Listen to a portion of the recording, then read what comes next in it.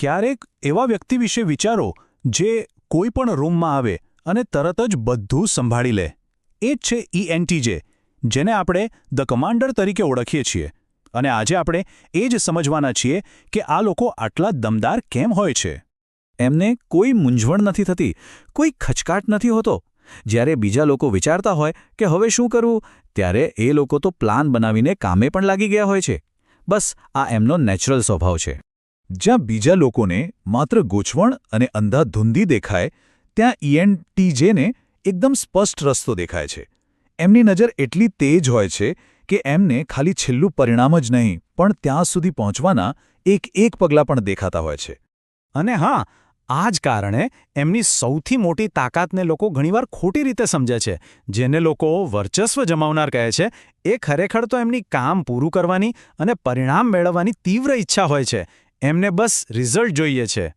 તો ચાલો આજે આપણે આ શક્તિશાળી, વ્યૂહાત્મક અને હંમેશા જીતવા માટે દોડતા કમાન્ડર વ્યક્તિત્વના મગજની અંદર જઈને ઊંડાણપૂર્વક સમજીએ. તો આખરે છે કોણ આ કમાન્ડર? એમની અંદર એવી કઈ આગ છે જેમને હંમેશા આગળ રહેવા અને નેતૃત્વ કરવા માટે મજબૂર કરે છે? ચાલો એમના મનની અંદર એક ડોક્યું કરીએ. ઘણા ENTJને આવા સવાલો થાય છે. શું હું બહુ વધારે પડતો કઠોર છું?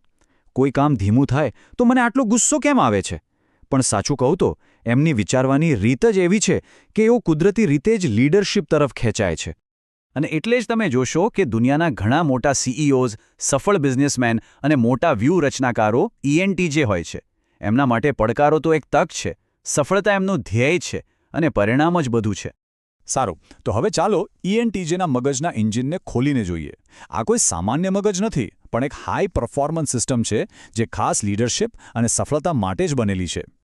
આ 4 અક્ષરો ખાલી લેબલ નથી, એ એકબીજા સાથે મળીને એક જોરદાર કોમ્બિનેશન બનાવે છે.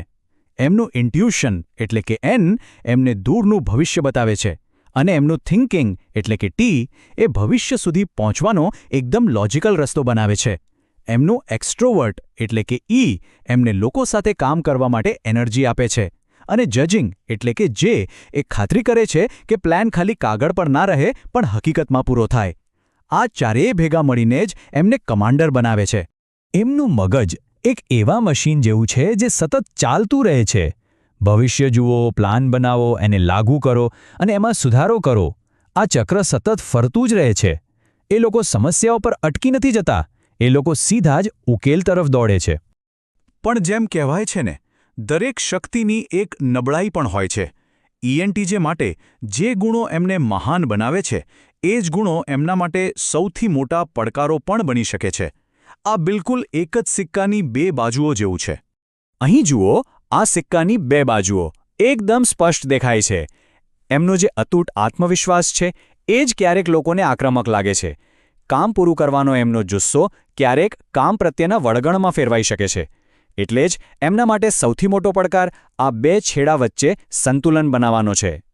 આ એક લાઇન, બસ આ એક લાઇન જ ENTJ માટેનો સૌથી મોટો પડકાર અને એમના વિકાસની સૌથી મોટી તક બતાવે છે. પોતાની મહત્વાકાંક્ષા અને બીજાની લાગણીઓ વચ્ચે બેલેન્સ કેવી રીતે બનાવવું એ શીખવું એમના માટે ખૂબ જ જરૂરી છે. તો પછી આ સંતુલન કેવી રીતે મેળવી શકાય? ENTJ માટે વિકાસનો સાચો રસ્તો છે નિયંત્રણ કરવાની વૃત્તિ છોડીને સાચા અર્થમાં નેતૃત્વ અપનાવવાનો. આ એક એવી સફર છે જે એમને એક સારા મેનેજરમાંથી એક મહાન અને પ્રેરણાદાયક લીડર બનાવી શકે છે. આ એકદમ સિમ્પલ ફોર્મ્યુલા છે જે ENTJના વિકાસનો સાર છે. જ્યારે તેઓ પોતાની જબરદસ્ત શક્તિને સાચી સહાનુભૂતિ સાથે જોડે છે, ત્યારે તેઓ ખરેખર અણનમ બની જાય છે.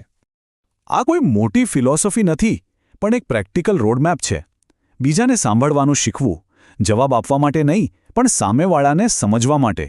ધીરજ રાખવી, અને સૌથી અગત્યનું, બીજા પર ભરોસો રાખીને કામ વહેંચતા શીખવું. આ નાના નાના ફેરફારો જ એમને કંટ્રોલિંગ મેનેજરમાંથી સાચા નેતા બનાવે છે. ચાલો હવે જોઈએ કે આ વ્યક્તિત્વ રિયલ લાઈફમાં એટલે કે એમની કારકિર્દી અને સંબંધોમાં કેવું દેખાય છે. ENTJ એવી જગ્યાઓ પર જ સૌથી સારું કામ કરી શકે છે જ્યાં એમને નેતૃત્વ કરવાનો, પડકારોનો સામનો કરવાનો અને નિર્ણયો લેવાનો મોકો મળે. એમને ગ્રોથ અને કંટ્રોલ ગમે છે, એટલે આ બધી ભૂમિકાઓ એમના માટે એકદમ પરફેક્ટ છે.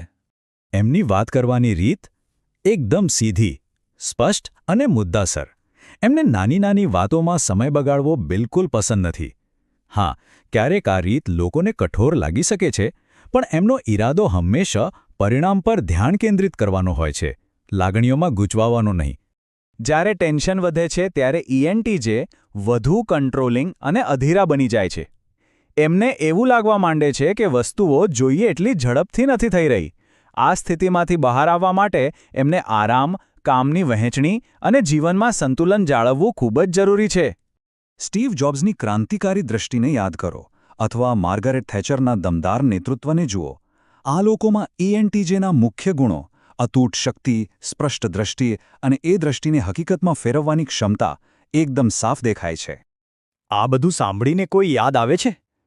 કદાચ ઓફિસનો કોઈ સહકર્મી, કોઈ મિત્ર, અથવા કદાચ અરીસામાં દેખાતી વ્યક્તિમાં જ આ ગુણો જોવા મળે છે. તો ટૂંકમાં કહીએ તો ENTJ એક જટિલ પણ ખૂબ જ શક્તિશાળી વ્યક્તિત્વ છે. તેઓ જન્મજાત નેતાઓ છે જેમને બસ પોતાની મહત્વાકાંક્ષાને માનવતા સાથે જોડવાની જરૂર છે. પણ યાદ રાખો, ENTJ તો 16 શક્તિશાળી વ્યક્તિત્વોમાંથી ફક્ત એક જ છે. દરેકની પોતાની અલગ તાકાત અને પડકારો છે. આગળના ભાગમાં આપણે આ તમામ વ્યક્તિત્વના વિશાળ નકશાને સમજીશું અને જોઈશું કે તેઓ એકબીજા સાથે કેવી રીતે જોડાયેલા છે. જોડાવાનું ભૂલતા નહીં. एक कदम विकसित भारत की ओर।